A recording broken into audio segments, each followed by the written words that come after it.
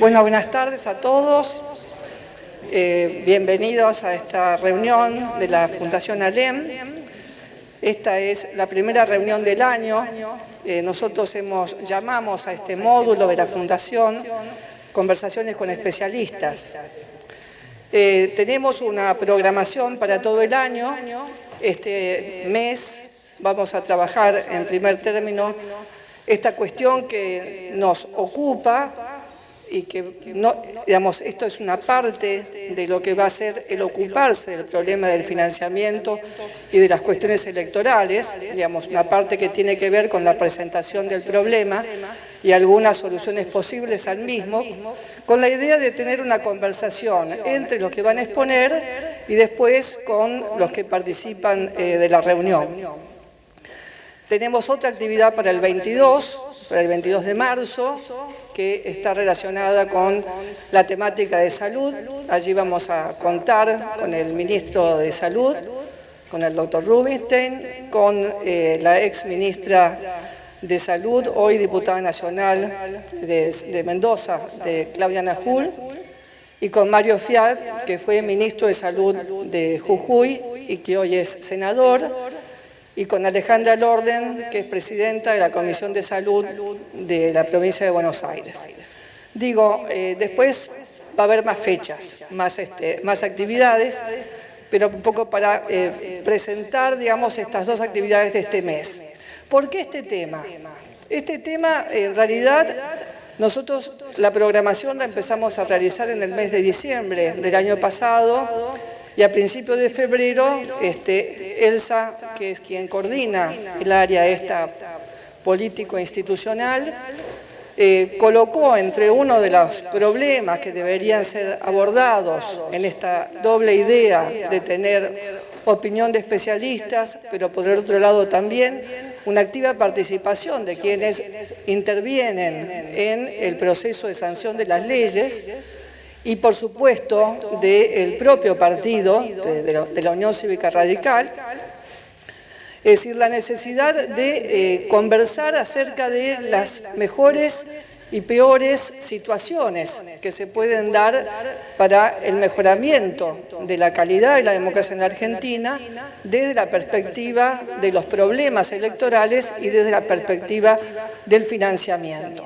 Yo quiero mencionar, antes de pasarle, digamos, la palabra a Elsa para que presente a los panelistas, quiero recordar que las normas principales que nos rigen en materia de financiamiento, en su momento de propaganda política, las primeras normas se hicieron en el peor momento de la crisis de representación de la Argentina. Es decir, algunos estábamos en ese momento en la Cámara de Diputados, y se puede decir que, estoy hablando del año 2003-2004, donde realmente el ambiente no era un ambiente favorable a los partidos políticos, más bien todo lo contrario. Y ese es el marco en el que se estableció el financiamiento de los partidos. Además, con un agravante para un partido como la Unión Cívica Radical, es decir, una conceptualización de lo que se entiende por un partido nacional, desde una perspectiva de una confederación de partidos, y no entendiendo que los partidos nacionales son entidades diferentes a una mera confederación de partidos provinciales.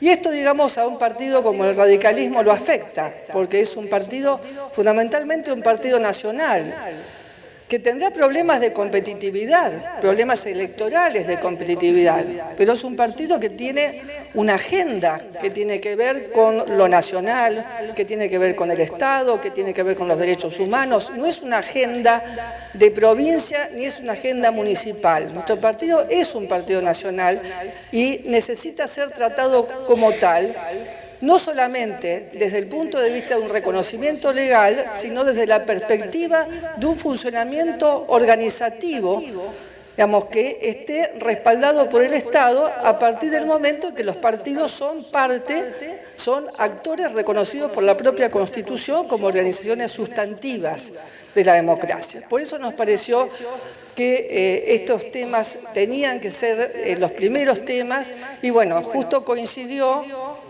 que el Ejecutivo estaba trabajando en un proyecto de ley de financiamiento Y esto lo voy a decir de mi propia parte, digamos, no comprometo a nadie con lo que voy a decir, pero siempre ahora encarado desde el problema ahora de la transparencia. Es decir, mi perspectiva es que la mirada sobre los partidos siempre viene atravesada por alguna cosa negativa. Cuando en realidad, si nosotros necesitamos que los partidos sean fuertes y que formen gente, que se preparen para el gobierno, necesitamos una mirada positiva sobre los partidos y no solamente la mirada negativa que es encontrar los problemas que obviamente existen, que hay que dar cuentas de ellos, que hay que enfrentarlos y que hay que superarlos. Entonces, bueno, un poco este es el marco en el que dio origen a esta discusión y ahora sí la dejo a Elsa. Gracias. Muchas gracias, Lilia. Bueno, buenas tardes a todos. Gracias por acompañarnos en esta tarde. Yo voy a ser muy breve, simplemente presentar digamos, somos muy privilegiados de tener esta mesa hoy aquí con estos expertos, estos especialistas, y explicar cómo va a ser la dinámica de funcionamiento de esta tarde. La idea es que podamos discutir dos grandes temas.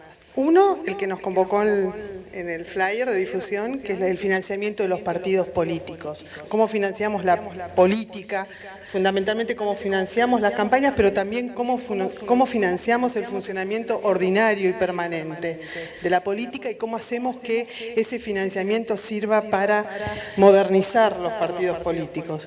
Y el segundo punto tiene que ver, aprovechando que están aquí, por supuesto, discutir sobre lo pendiente en la reforma política electoral, particularmente lo que nos afecta en las formas de votación y las distintas alternativas que sabemos que desde el gobierno, desde el Poder Ejecutivo, hay nuevamente el interés de volver al ruedo a debatir estas propuestas de reforma en la forma de votación. Particularmente la discusión sobre la boleta única papel versus boleta única electrónica como propuestas alternativas. La dinámica que vamos a tener es, yo voy a hacer preguntas, no vamos a tener unas presentaciones largas de cada uno, sino directamente tratar de aprovechar el tiempo, ir a las preguntas concretas. Y bueno, hoy entonces nos acompaña la senadora Inés Brizuela, la senadora nacional Inés Brizuela Idoria, la profesora María Inés Tula, que es investigadora del CONICET y es especialista en sistemas electorales, en formas de votación, cuotas, géneros, etcétera. El director de Reforma Política del Ministerio del Interior, el doctor Gerardo Sherlis, que además es profesor, investigador de la Universidad de Buenos Aires y especialista en sistemas de partidos, partidos políticos, sistemas electorales, etcétera. Y Manuel Terrades, que es subsecretario de Asuntos Parlamentarios y Electorales, así es como es el cambio de denominación del cargo, de la provincia de Buenos Aires. También, además de este cargo, es especialista en sistemas electorales, en votación, en formas distintas de ejercicio del voto y del control en el voto. Bueno, la primera pregunta que voy a hacer va dirigida a Gerardo Sherlis, que tiene que ver justamente para que nos dé un pantallazo muy rápido de la propuesta del gobierno que ha sido presentada recientemente. No teníamos el proyecto para discutir, aquí Inés Brizuela, la senadora, nos trajo un poquito más escrito de qué se trata, pero básicamente los grandes lineamientos que tiene esta propuesta. Cuando lo presentaron eran 9 puntos, pero dijimos que ibas a pasar revista muy rápidamente de los contenidos más generales. Bueno, antes que nada, por supuesto, buenas tardes y muchas gracias por la invitación, es un enorme placer. Y gracias por la presentación. Me voy a poner el sombrero de funcionario, en este caso. A veces me cuesta un poco, pero efectivamente estuvimos trabajando en un proyecto, se dio a conocer por lo menos sus lineamientos principales. Y necesito por lo menos decir 2 palabras antes de ir a la enumeración de los puntos. De algún modo el diagnóstico que compartimos, creo, con gran parte de los especialistas y muchos legisladores también, los expertos, las organizaciones de la sociedad civil que en general se ocupan de este tema, es que la Argentina vino avanzando lentamente y a los tumbos si se quiere, pero no estamos igual en materia de legislación sobre financiamiento que hace 20 años atrás, ¿no es cierto? Tanto la ley del 2002 y luego su reemplazo por la ley 26215 en 2006, por lo menos incorporaron un montón de obligaciones y restricciones. Luego en 2009 con la distribución de espacios en los medios de comunicación.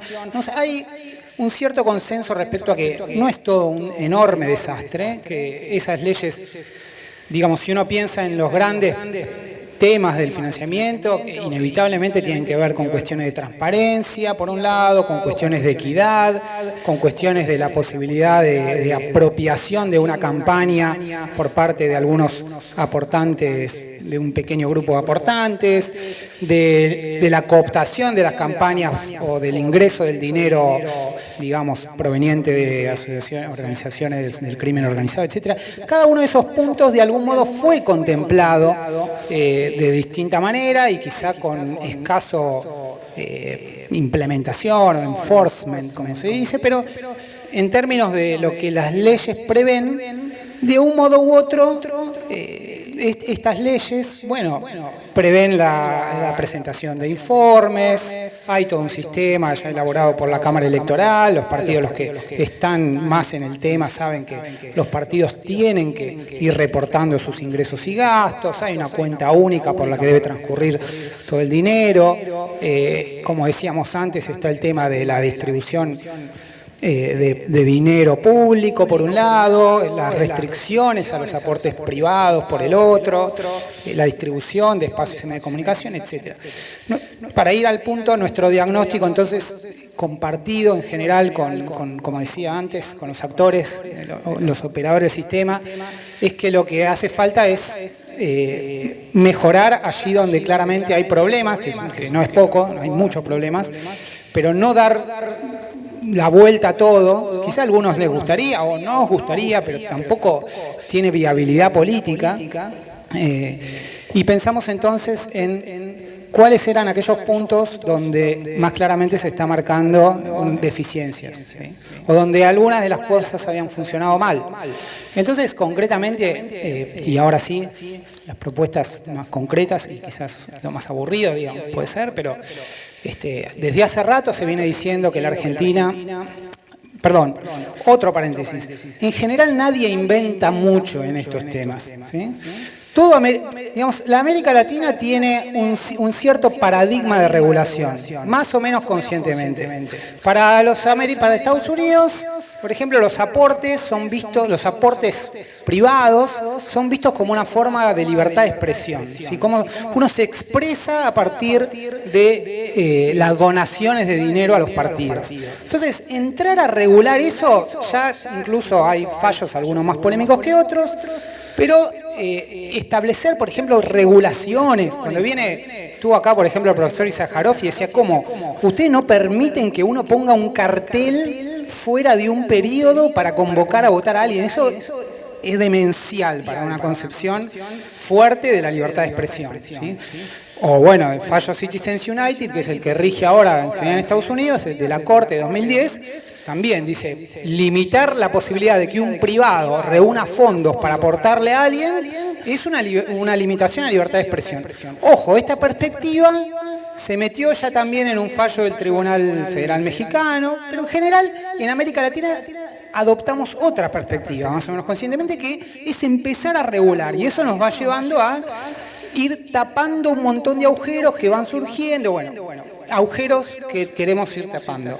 Tenemos muchos aportes en efectivo, inclusive los aportes que se declaran en gran medida son en efectivo. Hay un cierto consenso y muchos países de América Latina vienen planteando este tema también, de diferentes formas, restricciones severas a los aportes en efectivo. Entonces, punto quizá nave insignia, una de las naves insignia del proyecto, la bancarización de los aportes y los gastos partidarios, y que todo, y eso bueno, con todo lo que implica que transcurra por el sistema financiero, es un punto muy importante. Segundo punto, hoy los partidos hacen sus informes hasta 90 días de concluida la elección, las alianzas en general. Muchas veces sabemos que difiere mucho lo que se informa de lo que fue pasando y los apoderados, los contadores, se ven ahí en el esfuerzo de tratar de ver cómo justifican tal y cual cosa. Lo que se está planteando ya lo tiene México, para de nuevo decir que no estamos inventando mucho, Colombia también lo está implementando, un sistema de informes en tiempo real. Si dentro de los 5 días de ingresado un aporte o de efectuado un gasto, reportarlo en un sistema que la justicia va llevando y controlando. Tercer punto, quizá abre a la controversia. En general, estos dos primeros creo que no tienen tanta controversia. El tercero, tengo que decirlo, lo está planteando el proyecto del Ejecutivo. En 2009 se estableció una prohibición de los aportes de las personas jurídicas. En general, el diagnóstico es que lo poco que había de aportes por arriba de la mesa pasó a hacer aportes por abajo de la mesa. Nadie dejó de aportar por esta norma y apostamos a que se conozca y que si alguien quiere aportar, bueno, dentro de las restricciones, los límites severos que hay, que nadie pueda aportar más de un 2 o un 3% de lo que se puede gastar, pero que se declare, ¿sí? No que se haga debajo de la mesa. Y voy rápido a otros 2 o 3 puntos que tienen más que ver con las cuestiones de equidad. Sabemos que hoy hay todo un tema con la publicidad oficial, ¿sí? Nos acostumbramos a que se haga un uso masivo, abusivo de la publicidad oficial, que se transforme en propaganda política. Lo que estamos planteando es, esto ya se había introducido en el proyecto de reforma electoral que tiene media sanción en diputados, por un lado ampliar de 15 a 30 días la restricción para el lanzamiento de planes, de propuestas antes de las elecciones, es decir, básicamente que ocupe el plazo de campaña, tanto para PASO como para generales, que no pueda haber estos anuncios públicos y a la vez en sintonía con la ley de ética pública, que los anuncios públicos tampoco puedan incorporar la voz, imágenes y nombres de candidatos. Por otro lado, bueno, ya para ir terminando, hay una sanción severa, esto vamos a ver si termina estando en el proyecto, esperemos que sí, para el uso de fondos públicos con fines partidarios, ¿sí?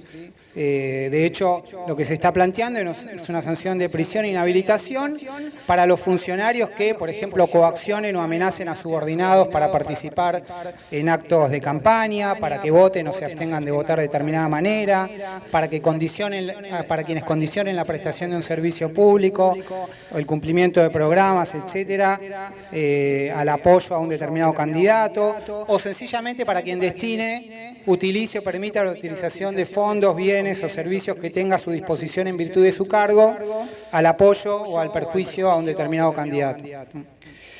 Y después también hay una sanción más genérica para las prácticas clientelares. A mí me llamaron cuando esto se dio a conocer en una nota en La Nación varios politólogos amigos un poco para burlarse, preguntándome si íbamos a salir a cazar punteros de barrio. Algunos politólogos muy conocidos, amigos del partido, se burlaron un poco de esto, pero quiero decirles que ciertamente es de difícil implementación. Hay normas, la justicia lo viene reclamando, a que haya una tipificación específica, ya viene trabajando con casos sobre esto y la mayoría de los países de América Latina lo tienen contemplado. Y bueno, digamos, habrá que ver que el Congreso lo discuta. Bueno, creo que me excedí bastante, así que les pido disculpas y me quedaron varios puntos afuera, pero creo que con esto. Gracias, Gerardo. Inés, ¿qué resuelve esto? ¿Qué no resuelve este proyecto? Y desde tu perspectiva como presidenta de un partido, del partido a nivel provincial, ¿cuáles son las debilidades? ¿Qué es lo que ves? ¿Cómo evaluaste vos esta propuesta que te llegó cuando tuviste que comentar en el seminario que se hizo en Casa Rosada? Y si querés agregar más cosas, obviamente, al respecto. Gracias, Elsa. Bueno, en primer lugar agradecer a Lilita y a toda la Fundación ALEM por generar estos espacios de debate donde seguramente nos vamos a enriquecer todos. Gracias, Elsa, por tu presentación. Al principio quiero aclarar que estoy aquí no por ser especialista ni por ser senadora de la Nación, sino que creo que he sido convocada por justamente la experiencia como apoderada del partido del Distrito La Rioja, y bueno, y actualmente presidenta del comité por segundo periodo. En eso de estar en el territorio y en la primera línea de fuego nos da a veces una visión y una experiencia que es bueno poder compartir en estos ámbitos. Bajo, desde los del territorio, criticamos cómo a veces se hacen las leyes sin ir a la fuente, sin ir a ver cuáles son los problemas que realmente nos enfrentamos a diario, los que tenemos la responsabilidad de llevar adelante una estructura orgánica, cumplir con las leyes y estar a tono con las circunstancias para poder dar la batalla electoral. Así que, bueno, eso es lo que me trae a compartir con ustedes esta tarde.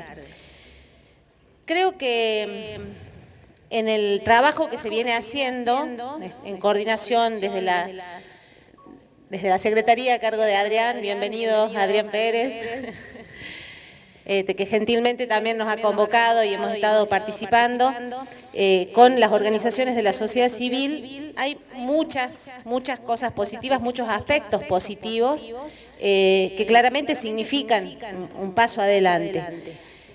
Que no es todo lo que quisiéramos, claramente, porque siempre se puede más y porque creo que, bueno, faltan muchas cosas todavía, pero hay pasos muy importantes. Primero, de contarles o compartir con ustedes que creo que el control sobre el financiamiento de los partidos políticos y de las campañas electorales no solamente es importante a los fines de evitar que el dinero controle la política, sino también a los fines de asegurar la equidad al momento de la competencia electoral, ¿no? Y intentar menguar el efecto de la cancha inclinada, que bueno, en provincias como la mía, la provincia de La Rioja, lo venimos sufriendo desde el retorno de la democracia. Voy a tratar de tocar cada uno de los puntos que mencionó recién Gerardo, siempre desde esa óptica de la diaria y de lo que significa, digamos, poder llevar las cosas al día, ¿no? Bueno, la bancarización, por supuesto, un paso importantísimo, muy positivo. Como decía Gerardo, antes no permitíamos,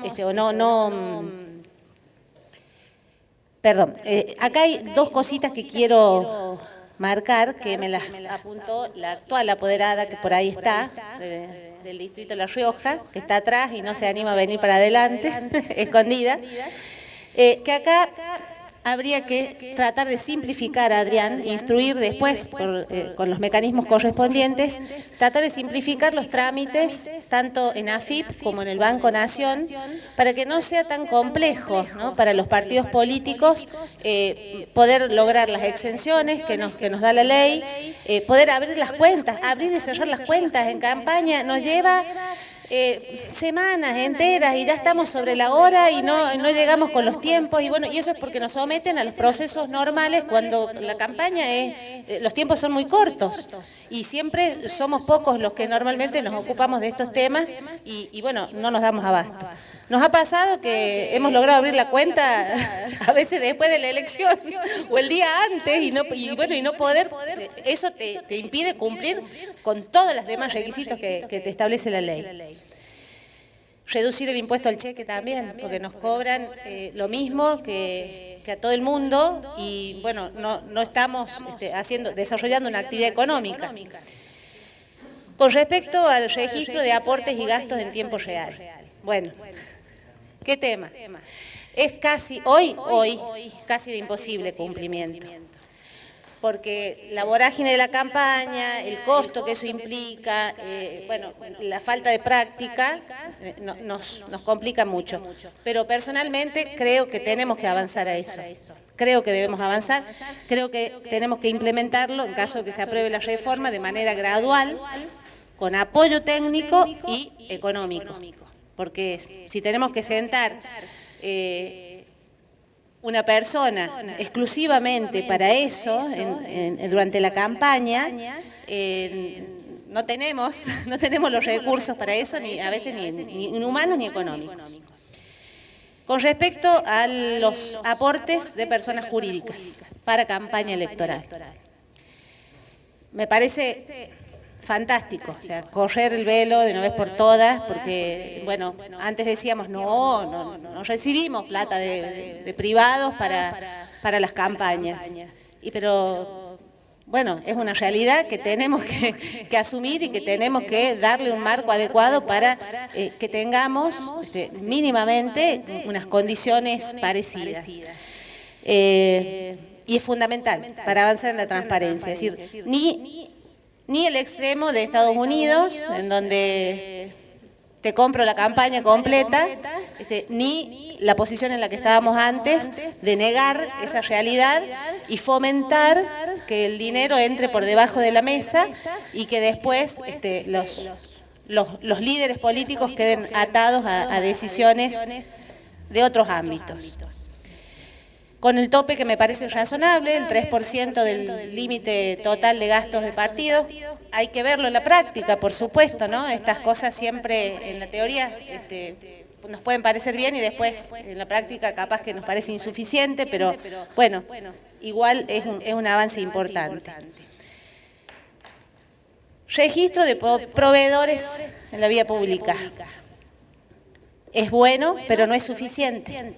No es suficiente porque siempre voy a lo que conozco, ¿no? A lo que sé. Los gobiernos locales utilizan edificios públicos, medios de transporte, los medios estatales que funcionan como medios de propaganda del partido, ni del gobierno, del partido, ¿no? Y que funcionan las 24 horas con esa finalidad.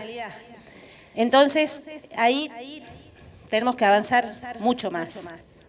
Tenemos que articular con otras áreas como por ejemplo ENACOM y varias más. La coordinación entre los organismos de control, que creo que no lo mencionaste, Gerardo, pero es muy positivo, eso es fundamental.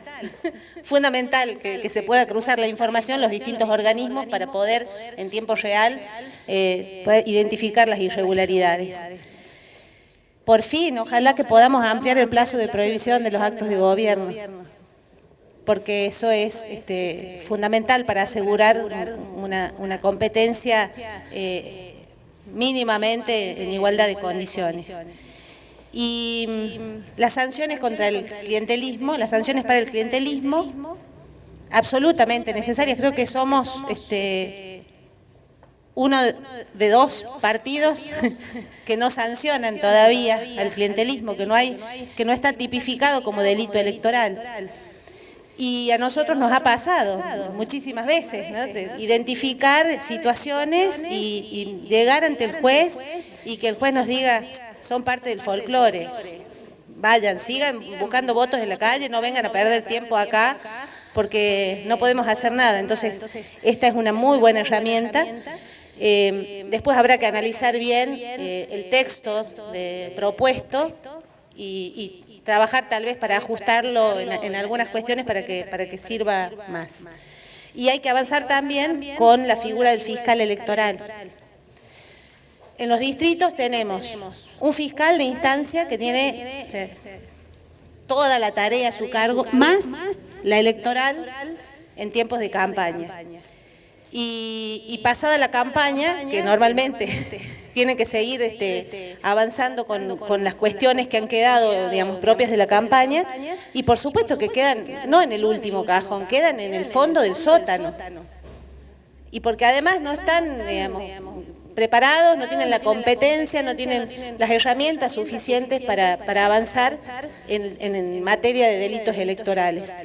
Entonces, cuento acá brevemente, porque seguro me estoy extendiendo en el tiempo.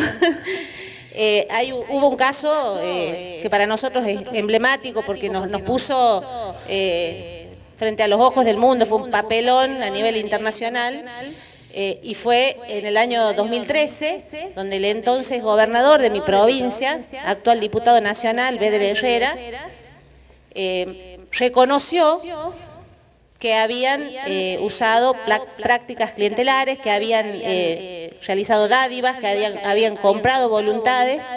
Lo reconoció públicamente, le pidió perdón al obispo, dijo que se le había ido de las manos, le pidió perdón como católico al obispo, por favor perdóneme, faltaba que le pida perdón al Papa, y confesó el uso de fondos públicos, el uso de las herramientas del Estado y el aprovechamiento de la pobreza y de la situación de vulnerabilidad extrema en la que están los ciudadanos de la provincia de La Rioja, producto del mismo gobierno que él encabezaba.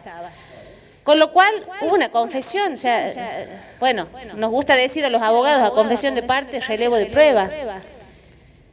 No obstante, que eso debió activar el mecanismo inmediato, de oficio, el fiscal debía actuar. No lo hizo, nos presentamos, hicimos la denuncia.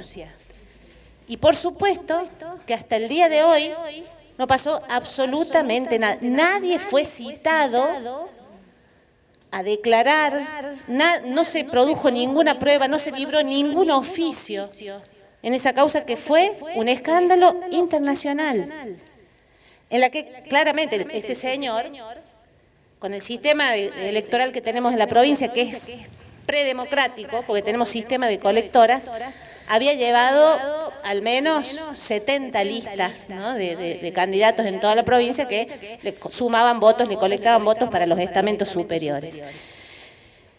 Entonces, claramente necesitamos más. Necesitamos más y necesitamos que para que podamos avanzar en transparencia y en equidad, irle dando otra vuelta de rosca a la cuestión, pero no estoy criticando ni quejándome de lo que hay. Es bueno lo que está acordado y en lo que se puede avanzar, pero hay que seguir por este camino. Gracias. Muchas gracias, Inés. Manuel, quería consultarte algo sobre esto. Hay un punto que no se mencionó, pero que es la invitación incluso del Poder Ejecutivo Nacional a que las provincias también adhieran a esto, algo que faltó mencionar. ¿Cómo ves esta perspectiva? Y además, ¿qué te parece que esto no resuelve, que queda pendiente, sobre todo para el funcionamiento de partidos nacionales, el funcionamiento ordinario de partidos nacionales como es este caso?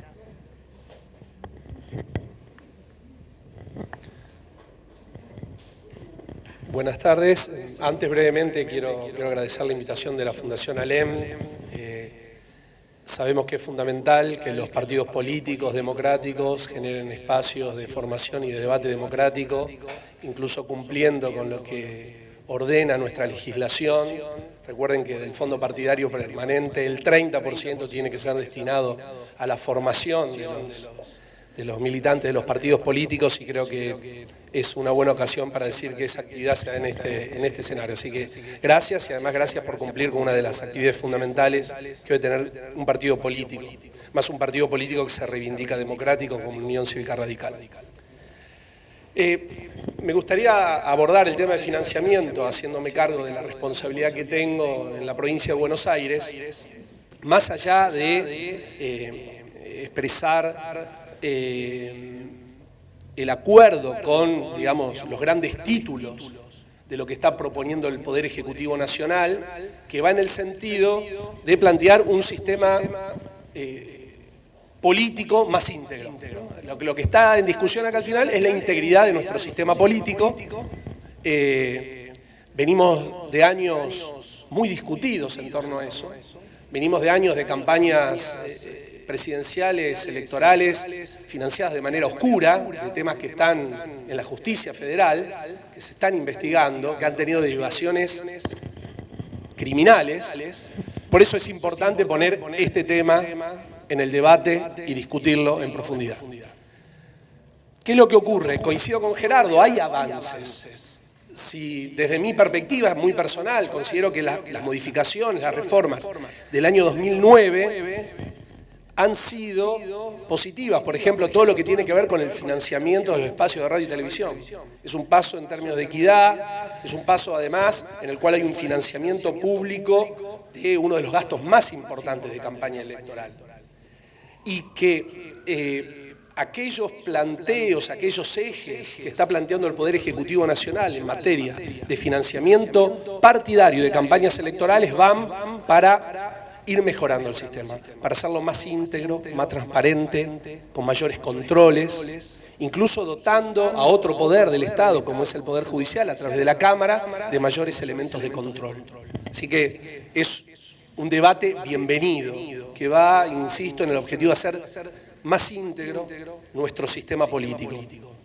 Pero acá, y no debo hacerme el distraído, hay otro planteo, es que en términos generales, los estados subnacionales, las provincias y la Ciudad Autónoma de Buenos Aires, estamos retrasados con respecto a esta cuestión. Voy a ser muy claro. La provincia de Buenos Aires, ustedes lo saben, representa prácticamente cerca del 40% del padrón de electores, casi el 40% de los votantes, algo menos, 37, 38, depende de la participación electoral. Y en términos de marco normativo estamos muy atrasados. Tenemos alguna mención en la Constitución provincial acerca de que la provincia debe contribuir al sostenimiento económico de los partidos.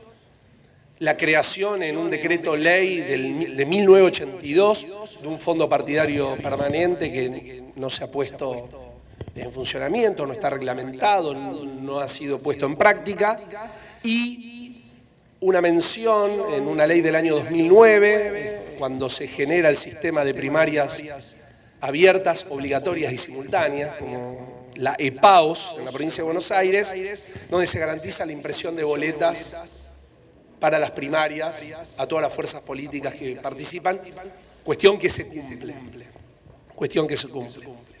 Ahora, es un compromiso político de la provincia avanzar en este debate, y también creemos que más allá del compromiso político, tiene que ser un debate que se dé en paralelo con el debate nacional. Tiene que ser complementaria la legislación. Y con algunas características interesantes, que algunas de ellas también impactan en lo que seguramente después debatiremos, que tiene que ver con el instrumento de votación. En primer lugar, reconocer la competencia multinivel y la territorialidad. En la provincia de Buenos Aires, en el año 2015, y va a ser igual en el 2019, vamos a elegir en el orden supranacional, en el orden nacional, en el orden provincial y en el orden municipal. Entre 9 y 10 categorías de voto organizadas en 7 o 8 tramos de boleta.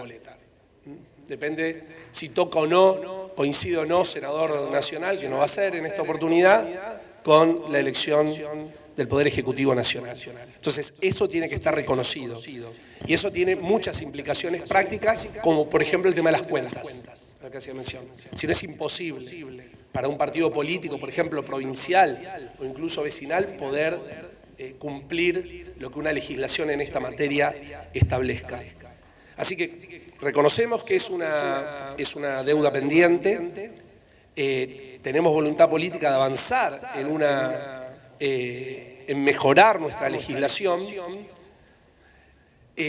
porque aparte es fundamental, porque cuando hablamos de un electorado tan significativo en términos de lo que es el total de electores a nivel nacional, poder hacer trampas a través de las categorías provinciales o de las categorías municipales pueden desvirtuar el financiamiento de la política y tener impacto de carácter nacional. Entonces, es fundamental avanzar en forma integrada. Insisto, reconociendo esta competencia multinivel y la territorialidad. Eso a nosotros nos implicaría avanzar significativamente también en fortalecer a la Junta Electoral de la Provincia de Buenos Aires, que es el órgano constitucional que tiene las potestades y las facultades electorales en materia del control del financiamiento. En este caso también es fundamental avanzar en la bancarización y eliminar, o prácticamente eliminar el efectivo. Eso sería un paso sustantivo que permitiría un control mucho más eficiente y eficaz de lo que se gasta en la política. Yo soy parte de un partido político nacional, la Unión Cívica Radical, y sabemos que la política tiene un costo, la política debe ser financiada. Pero para tener un sistema político donde una de las calidades fundamentales sea la integridad, necesitamos que esto esté claramente pautado, que sea transparente, que sea necesario rendir cuentas, de que hay que ir avanzando hacia un sistema que sea online, pero además que sea en los tiempos adecuados, y que para eso hay que fortalecer institucionalmente a los organismos de control. Así que bueno, saludamos esta iniciativa y hay un compromiso institucional de la provincia de Buenos Aires de avanzar en esta materia.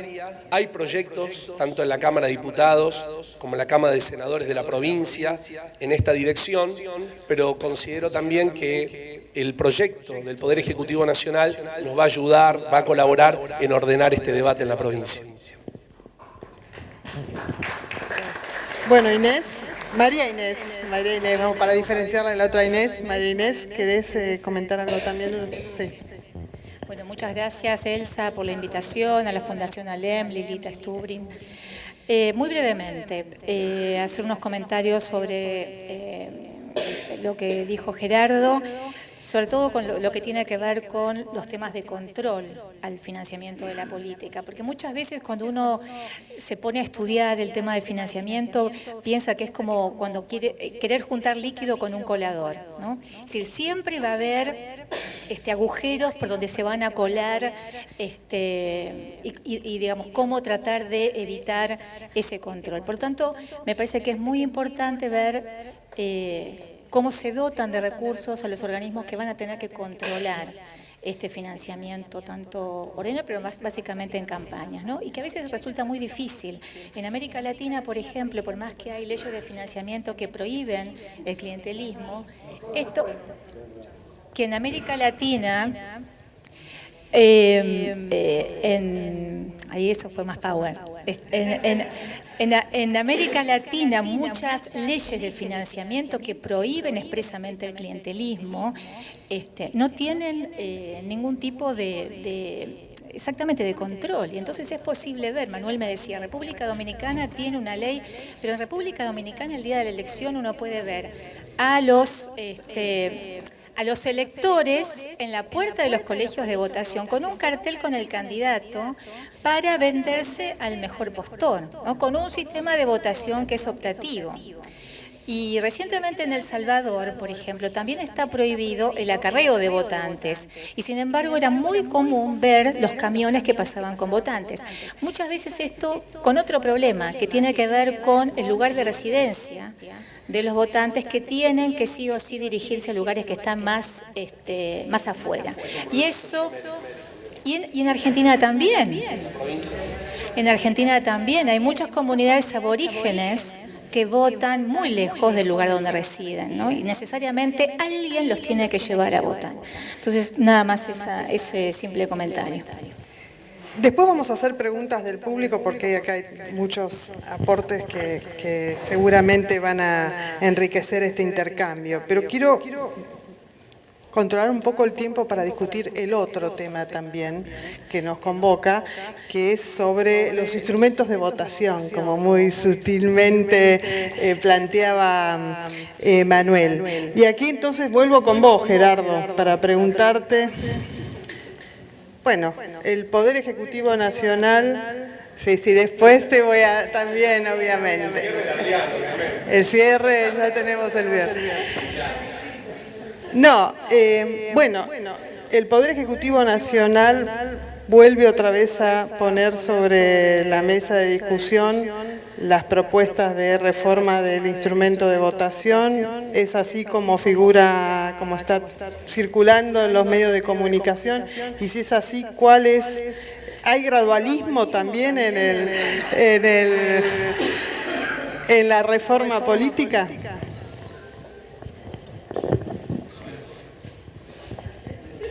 Bueno, ahora complementás. Bueno, digamos, los hechos son ciertos, no relativos en este caso. Hay un proyecto, el proyecto tuvo mucha discusión pública y en la es decir, el Ejecutivo ya envió un proyecto. Lo que el Ejecutivo creía que era la propuesta para resolver este problema puntual desde el vamos, un problema sobre el cual había un enorme consenso respecto a su existencia. Tenía que ver con el modo en el que votamos, con las boletas múltiples, partidarias, impresas y distribuidas por los partidos. La propuesta del Ejecutivo se hizo, se discutió, llegó a la Cámara de Diputados después de mucha discusión con los distintos actores. Los diputados también la discutieron, la modificaron, acá y allá. Realmente tuvo muchos cambios el proyecto inicial del Ejecutivo y fue votada, ahora creo que por 157 diputados, no recuerdo ahora el número exacto, ¿sí? Por una holgada y extensa mayoría. Ese proyecto pasó al Senado y no fue rechazado tampoco, es decir, explícitamente, no fue tratado, fue dilatado, cajoneado, bueno. Entonces, ese es el hecho cierto, digamos. El Ejecutivo ya hizo su propuesta, esa propuesta tiene media sanción y en la realidad está en manos de los senadores decidir si eso les parece bien, si eso les parece mal, si creen que hay... Digamos, inclusive me animo y me meto en un terreno para no eludirle al bulto, digamos, vos lo planteaste como el dilema entre la boleta única papel y la boleta única electrónica. En realidad, como si ese fuera el dilema del Ejecutivo. Si el Ejecutivo hizo una propuesta y esa propuesta, reitero, fue aprobada por casi todos los bloques en la Cámara de Diputados, excepto con el voto en contra del Frente para la Victoria y algunos diputados de la izquierda. Y digamos, en el Senado no es que alguien planteó la discusión sobre la boleta única papel y el Ejecutivo le dijo que no, por ejemplo. Eso no es una discusión que se dio en el marco del Congreso. Entonces, es una discusión que no está bien, ¿no? La podemos tener nosotros. Pero el hecho es que hay un proyecto, el Ejecutivo hizo su propuesta. Ahora, lo cierto es eso, digamos, está en manos de los senadores. Lo que el Ejecutivo haga al respecto es bastante relativo. No puede forzar una realidad. Digamos, si los senadores no quieren avanzar sobre el tema, no hay mucho que se pueda hacer. Agrego una cosita más, quizás de nuevo, para no eludirle a nada del bulto. Yo creo que nos perdimos la oportunidad de tener un debate interesante sobre el tema, que podría haberse dado. Digamos. ¿Tenemos un problema con el instrumento de votación? Lo tenemos.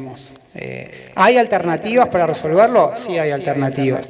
¿Hay experiencias a nivel subnacional y de otros países de América Latina que, habiendo tenido los mismos problemas, lo fueron resolviendo de distintas formas? Sí las hay.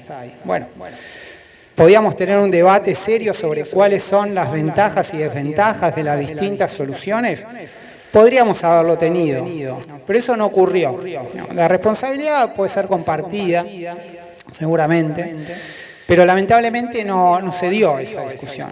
Se dio como también ocurre muchas veces en los temas que se debaten en la arena pública en la Argentina, una suerte de guerra de trincheras y digamos, una posición, creemos nosotros, un poco virulenta que se cerró a poder tener una discusión sobre, hay advertencias sobre el uso de la tecnología en diferentes etapas del proceso electoral, seguramente, digamos, ¿qué se puede hacer sobre eso? Por ejemplo, en Estados Unidos, donde en muchos estados se vota con distintos mecanismos de votación electrónica, existe la discusión, por supuesto, ¿no? Y hay muchos informáticos que advierten sobre todo con el desarrollo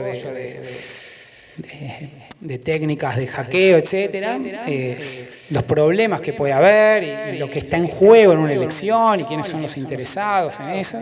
Y entonces se da esa discusión y uno lo ve con informáticos del más alto nivel planteando objeciones y advertencias, pero en general nunca es a todo o nada, digamos. Inclusive, digamos, ya entrando en un terreno más ramplón, si se quiere más. Muchas veces observamos que se difunden notas sobre, de repente sale una nota, en Estados Unidos advierten sobre el posible hackeo de las elecciones de 2020. ¿No? Entonces, enseguida eso se viraliza.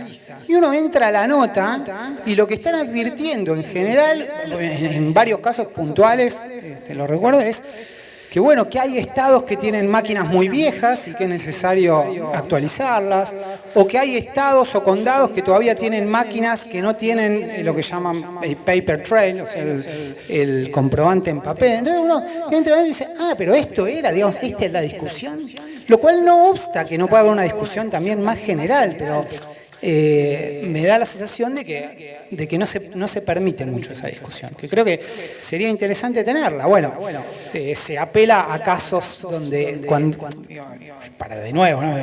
el fallo alemán, digamos. Entonces uno va a leer el fallo alemán y no tiene nada que ver. Y la respuesta de los alemanes a por qué voto electrónico sí o no tenía nada que ver con nuestros problemas en la elección. Digamos, los alemanes no pusieron voto electrónico porque se robaban boletas o porque se hacían boletas truchas para repartir o porque le podían hacer marcas a las boletas. Lo pusieron por otro tema y lo sacaron por otro tema y no tiene nada que ver y tampoco es en general bien citado el fallo alemán, digamos. Entonces es una conversación que no lleva, no aporta mucho. Veamos cuáles son los problemas que tenemos, veamos cuáles son las alternativas que tenemos y veamos si efectivamente se puede dar una respuesta superadora. Creo que la pelota, más que nada, la tiene ahora el Congreso, el Senado, fundamentalmente. Bueno, de nuevo me extendí un poquito. María Inés, vuelvo con vos. Vos que has sido observadora en elecciones en varios países y en nuestras provincias, en los casos en los que también se han utilizado máquinas en la hora de la votación y demás. ¿Cuál es tu visión sobre este tema, pros y contras de utilizar este tipo de instrumento de votación, ventajas y desventajas, como lo quieras abordar el tema? Bueno, a ver, sí, coincido con Gerardo en el sentido de que nos hemos perdido la oportunidad de debatir en serio qué cambio queremos. Es decir, el debate en torno a lo que es la boleta única electrónica, como así se ha conocido en Argentina, quedó supeditado a si tiene chip, si no tiene chip. Y me parece que eso degeneró en un debate absolutamente técnico, olvidando que lo que nos interesa es lo político. Pero en torno a esto, lo primero que uno tiene que pensar cuando decide hacer un cambio de este tipo es pensar qué es lo que está funcionando mal, es decir, detectar cuáles son los problemas. Y Argentina tiene un gran problema en la confección de actas. ¿Por qué? Porque hay errores, porque no se terminan haciendo bien, porque el apuro hace que se terminen completando mal, porque no hay control después de esas actas por parte de cada uno de los colegios donde están, y eso redunda obviamente en un problema posterior. Entonces, ese es un problema que hay que resolver, y no es que falte capacitación, porque siempre la Cámara Nacional Electoral y las autoridades electorales le dedican un tiempo a quienes van a ser autoridades de mesa para poder capacitarlos. Entonces, me parece que sobre este punto merecemos discutirlo un poco más ampliamente. En algunos lugares que no han querido avanzar en la incorporación de tecnología en la fase de emisión del sufragio, como es la boleta electrónica, por ejemplo, lo que están haciendo es incorporar tecnología justamente para el pasaje de actas y transmisión de resultados. Esos son pruebas todavía pilotos, son pruebas casi de laboratorio, que es importante seguir estudiándolas y analizándolas porque obviamente tienen los mismos problemas de seguridad que requiere, por ejemplo, el control de lo que implica una boleta electrónica, es decir, la inclusión de tecnología en todo el proceso electoral. Es decir, votando con máquinas y a su vez haciendo el recuento y la transmisión de resultados. Sí hay una cosa clara, es que hay un consenso generalizado a nivel mundial que tiene que haber comprobante físico de votación. Y este es uno de los puntos que también acuerdo con Gerardo sobre la sentencia de la Corte Constitucional Alemana, que cuando uno la lee sin ningún tipo de prejuicios, es más, los invito a que lean la sentencia de la Corte Constitucional sin prejuicios, y ahí uno se encuentra con algunos argumentos, no quiero decir que son de sentido común, pero son los elementos que tiene que guiar un proceso electoral transparente para garantizar justamente la voluntad de los electores. Y en este caso, cuando falla la Corte Constitucional Alemana en 2009, hablaba sobre máquinas que no tenían comprobante físico de votación, porque esa era la tendencia a nivel mundial, no usar comprobante físico de votación. Y ahí tenemos Brasil, por ejemplo, que es un caso para analizar cuando algunas voces sostienen, bueno, no hay ejemplos en el mundo, y los podemos contar con los dedos de una mano, que es cierto, de qué países utilizan voto electrónico. A mí me gusta más pensar por qué estos países siguen sosteniendo el voto electrónico aún con todos los problemas que dicen que puede tener la tecnología, ¿no? Brasil empezó en 1996. La primera elección totalizada fue en 2002 y sin comprobante físico de votación.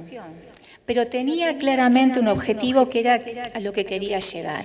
Problemas, obviamente, en las actas, terribles problemas de fraude por las largas distancias geográficas que tenían, demoras en los resultados electorales. Hay quienes dicen no es importante tener resultados rápidos. Sí, acá no es importante tener resultados rápidos, ¿no? Hay quienes sostienen eso. Y yo digo, sí, acá en Buenos Aires, pero en Brasil en los años 90, cuando pendía justamente el hecho de seguir con una democracia o ver si volvía para atrás, el resultado era absolutamente importante.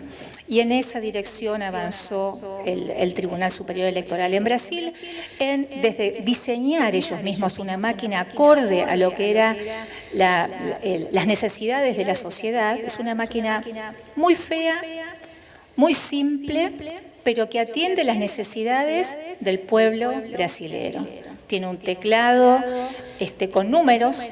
Los brasileños votan con números. ¿Por qué? Porque justamente estaban acostumbrados a usar dinero y a jugar a una especie de bingo. Y en los 80 se incluye a los analfabetos en la votación, con lo cual también tenían que pensar en cómo generarles garantías a este sector. Por lo tanto, a mí me gusta pensar básicamente por qué estos países sigan manteniendo, ¿no? Y ahora hay una ley que el Tribunal Superior Electoral tiene que cumplir, no sabemos si el año que viene, que es incorporar el comprobante físico de votación, que todavía no lo tiene. Todavía no lo tiene. Está judicializado. Está judicializado porque ellos parten de un principio general que sostiene que toda introducción humana genera problemas, ¿no? Y tiene más error que... Pero bueno, es un tema cultural, básicamente. Es decir, cómo se van adaptando estas sociedades a los cambios, ¿no? Y aquí en Argentina, me parece que el debate, en lugar de pensar hacia dónde queremos ir y qué es lo que queremos solucionar y cómo lo queremos hacer, pasó a ser una especie de Boca River donde decíamos unos, bueno, la tecnología no es tan peligrosa si tiene controles. Para otros decir, bueno, no, avancemos a la boleta única, papel, cualquiera sea el diseño. Con lo cual también hay una luz de alerta y una luz roja, porque el diseño también impacta sobre la competencia de los partidos, sobre el sistema de partidos, y sobre los resultados también. Y yo me atreví a traerles unos ejemplos de, por ejemplo, la boleta que se usó en El Salvador. Ahí te ayudamos. Esto es San Salvador, que elige 24 diputados. Voto preferente. Con voto preferente y voto cruzado, es decir, en un sistema de lista abierta, uno puede elegir el cuadradito de arriba, que es el voto bandera o el partido, o puede elegir los candidatos que están abajo. Para esto requiere una regulación también sobre el tipo de preferencia o el tipo de marca,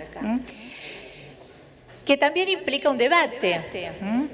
Bueno, aquí el tipo de marca también fue un material de discusión regulado por la Corte Constitucional, que aprobó todo tipo de marca. Por ejemplo, yo podía dibujar un corazón en esta boleta y por donde pasaba la línea de corazón tenía que marcar la preferencia del candidato por donde se cruzaba esa marca.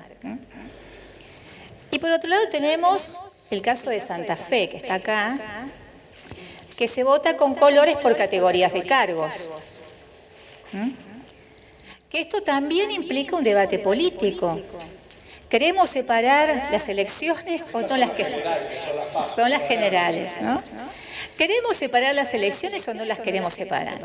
Este debate también está incluido dentro de lo que es el debate de la boleta electrónica, porque obviamente al tenerlo todo en las pantallas también tengo que tener una definición respecto de lo que quiero. Es decir, cualquiera sea, boleta única, papel o boleta electrónica, el debate hay que darlo, y es un debate que obviamente no escapa a los intereses que tiene un partido en cuanto a qué lo beneficia y qué lo perjudica, y cuánto lo beneficia y cuánto lo perjudica. Yo esto lo dejo acá, porque Manuel... Sí, Manuel está ya así que te paso rápidamente. Ahora el momento que me gano enemigos. Espero que no tantos. El tema del instrumento de votación, coincido que se ha transformado en muchos momentos del debate como en un River y Boca, donde no hay razones valederas. Y la verdad es que cuando uno analiza los distintos instrumentos de votación, todos, incluido la boleta múltiple partidaria, que no tiene muchos adeptos en la Argentina, por lo menos defensores públicos, tienen pros y contras, todos. Entonces, también considero que empezar el debate sobre el instrumento de votación sin un contexto político, y esto no es tirar la pelota para afuera, es decir, cómo es el funcionamiento partidario, cuál es el sistema de partidos políticos, qué estamos eligiendo, cuántas categorías estamos eligiendo, qué oferta electoral tenemos, es empezar el debate al revés. Entonces, ahora doy la perspectiva provincial. La provincia de Buenos Aires, al igual que otras provincias del país, tiene elecciones simultáneas. En las primarias abiertas, simultáneas obligatorias de agosto del año 2015, se eligió presidente, Parlasur nacional, diputado nacional, Parlasur distrital, gobernador, depende de la sección electoral, senador o diputado provincial, intendente municipal y, en una única boleta, concejales, consejeros escolares e intendente. Una boleta de 7 tramos que organizaba 9 categorías de voto.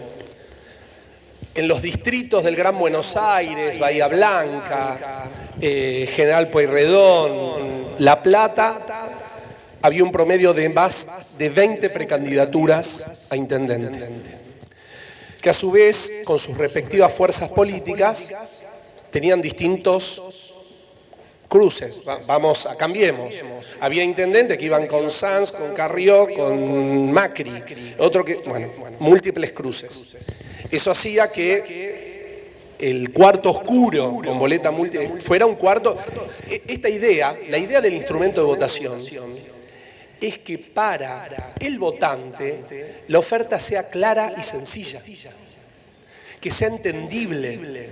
Bueno, es muy difícil de lograr, pero les aseguro que también sería muy difícil de lograr con una boleta única, papel, ya sea en el modelo cordobés o en el modelo santafesino, y también sería muy difícil con una boleta única electrónica, aunque hagamos una pantalla de 32 pulgadas, touchscreen, último modelo, HD y 4K y lo que querramos. Pero no es un problema del instrumento de votación, es un problema de oferta política. Entonces, ¿qué tenemos? Tenemos un sistema de partidos políticos, tanto en el orden provincial como en el orden nacional, que escapa a cualquier categorización. Tenemos centenares de partidos políticos, no hay caso en el mundo, tampoco lo hay en América Latina. A eso le agregamos elecciones con un nivel de simultaneidad también que es inédito en el mundo. En España se elige el Parlamento Europeo en una elección, se elige en otra el jefe de gobierno, donde solamente se elige el Parlamento, los diputados y los senadores, y en otra elección se vota las municipales y las autonómicas. Y en algunas autonomías que tienen más autonomías que otras, además esta está separada. Pero también en América Latina generalmente se eligen un promedio de 2, 3, máximo 4. El promedio por elección es elegir 3 categorías, 2, 3 categorías de voto. No 7, 8, 9 o 10, como ocurre en alguna provincia. Entonces, eso, sumado a una elección que es primaria, abierta, simultánea y obligatoria, vamos a tener problema con cualquier instrumento de votación. Entonces, y además, no quiero responsabilizar a los autores, pero son los que me han inspirado a armar una presentación, les voy a contar algunas cosas.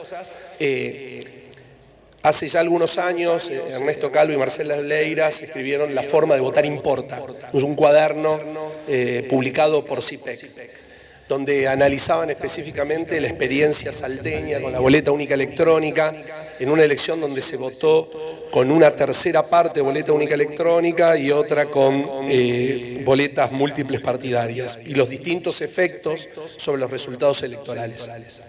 Pero los casos de Santa Fe, de Salta, de la Ciudad Autónoma de Buenos Aires y de Córdoba, tenemos mucha evidencia acerca del impacto que tienen los sistemas de votación. Por ejemplo, la boleta única papel de Córdoba, ¿qué característica tiene? Toda la oferta electoral, allí no tienen primaria, van directo a la general.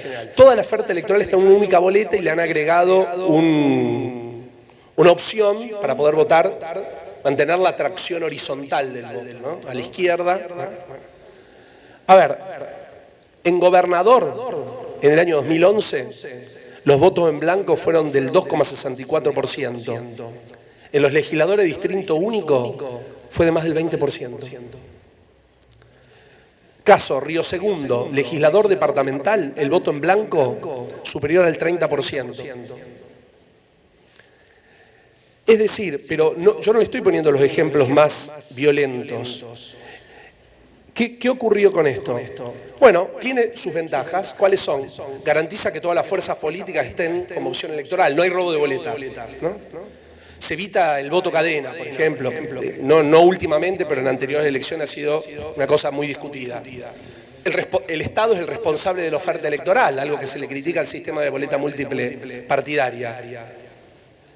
Mantiene el arrastre o tracción horizontal, que es algo que muchas veces las fuerzas políticas, más que están organizadas nacionalmente, quieren sostener. Ahora, yo no puedo dejar de ver, si me interesa la política, si trabajo desde un partido político o como un analista de la realidad, que el ratio de voto en blanco en las categorías que no es gobernador oscila entre el 15 y el 30%. Eso no ocurría antes en la provincia de Córdoba. Es una novedad que vino con la boleta única, papel en el modelo cordobés. Ahora, eso no invalida, lo que quiere decir, tengo que ponerlo sobre la mesa. Porque no es un debate de especialistas, es un efecto político muy duro.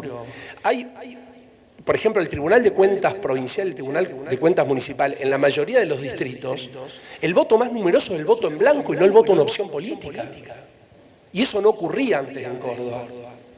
Y por supuesto no tiene ningún impacto especial sobre el recuento de votos en las mesas, ni en la velocidad ni en la calidad de datos del escrutinio, si no se toman otras medidas. Vamos a la boleta papel.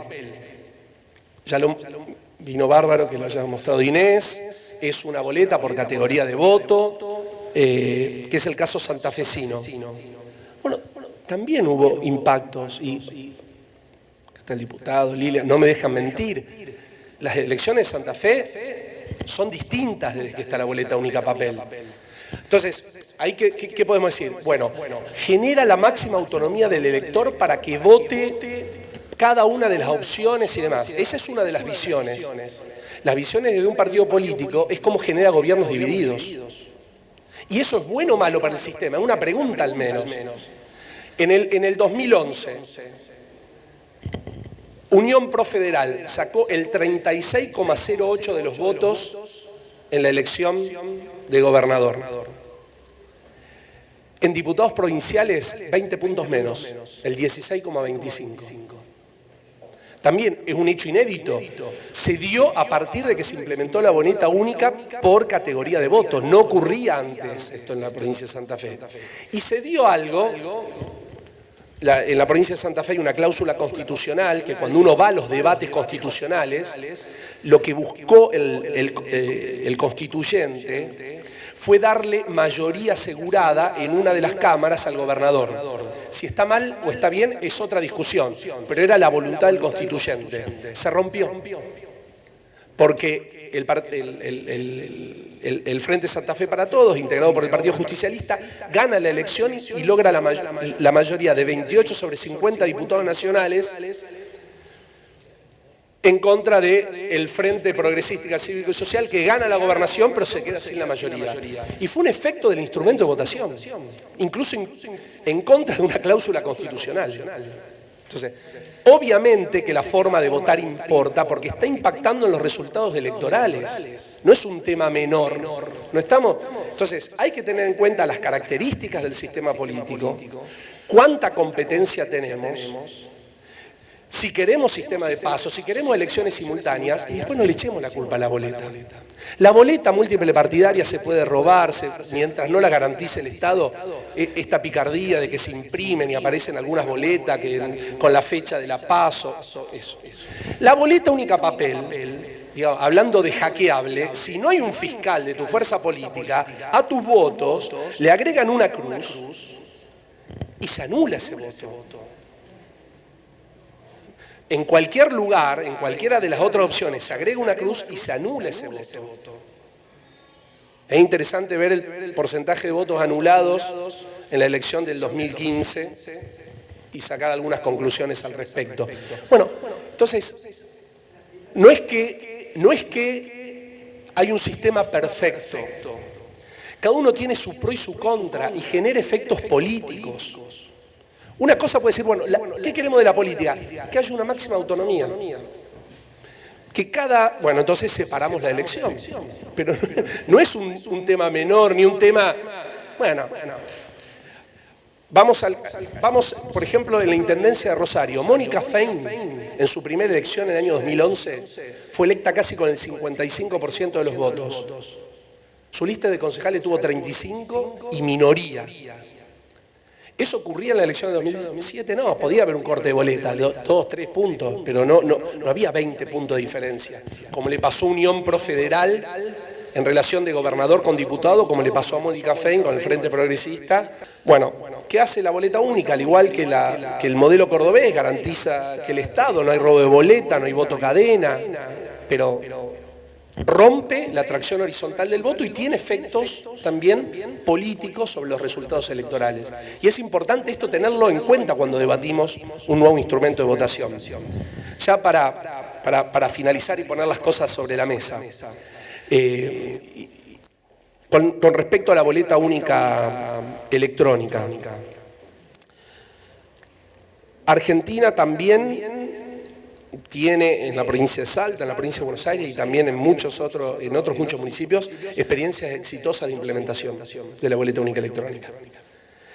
Obviamente no resuelve todos los problemas, obviamente para presentar una oferta electoral como la que quiere el sistema político, con tantos partidos, con tantas categorías simultáneas y con tantas precandidaturas, también va a tener problemas en cómo mostrar esa oferta electoral, como lo tienen todos los sistemas. Y también tiene impacto según cómo se organizan las pantallas, las preferencias, en qué orden van los partidos. Sobre esto hay literatura internacional, pero para cansarse, para llenar una biblioteca completa, no los quiero aburrir acá. Pero fíjense, les quería mencionar el caso de la primera vez, Salta 2011, donde convivieron los dos sistemas. Un tercio del electorado votó con sistema de boleta única electrónica, las 2/3 partes con boleta múltiple partidaria. ¿Qué ocurrió ahí? Que después se modificó.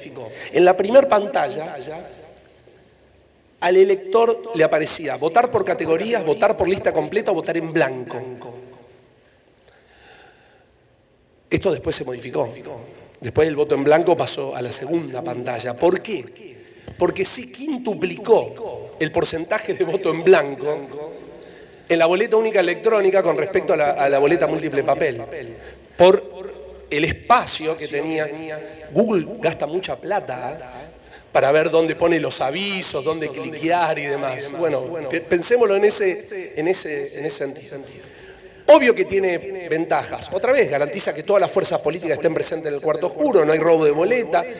Eso tiene un impacto muy positivo sobre...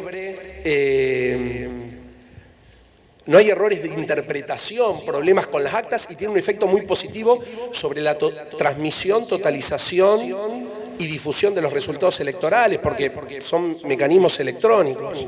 También hay que decirlo, más allá del River Boca, una parte considerable y muchos de ellos respetables de la comunidad de desarrolladores de software dicen, bueno, acá hay peligros y bueno, hay que escucharlos, evitando, insisto, caer en las descalificaciones y en los River Boca. Hay temas de seguridad informática que tienen que ser incorporados al debate.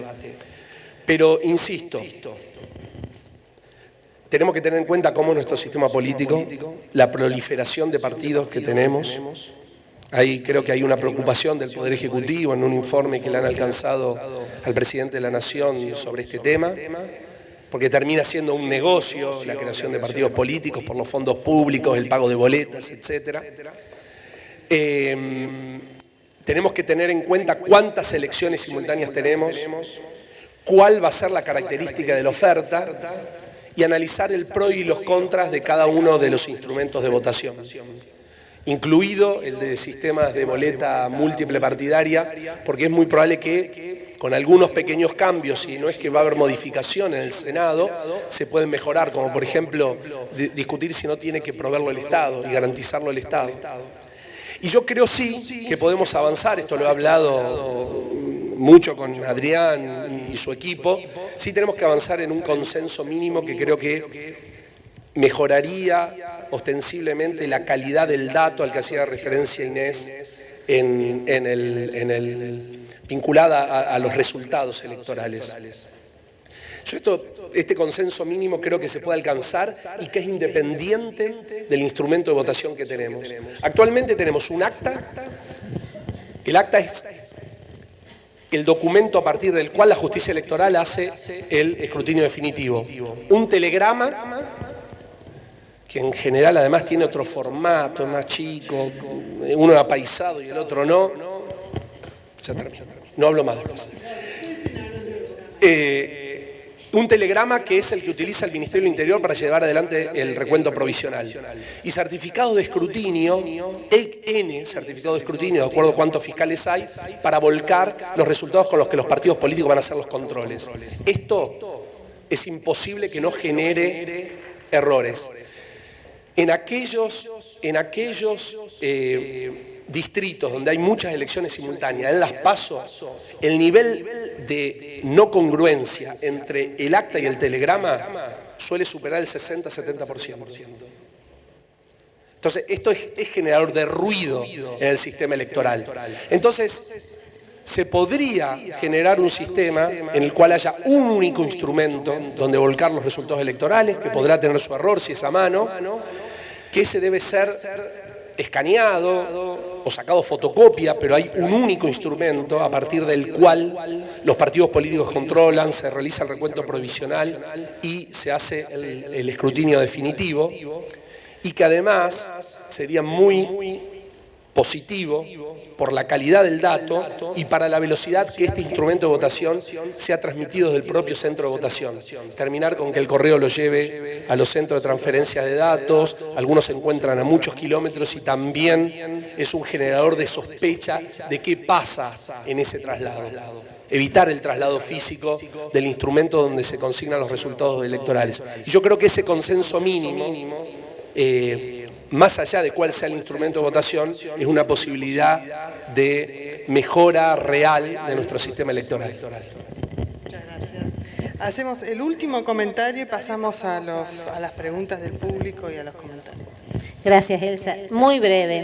Lo mío coincido con todo lo que ha dicho Manuel, Marinés, Gerardo. Simplemente aportar que creo que tenemos que avanzar en el debate planteándonos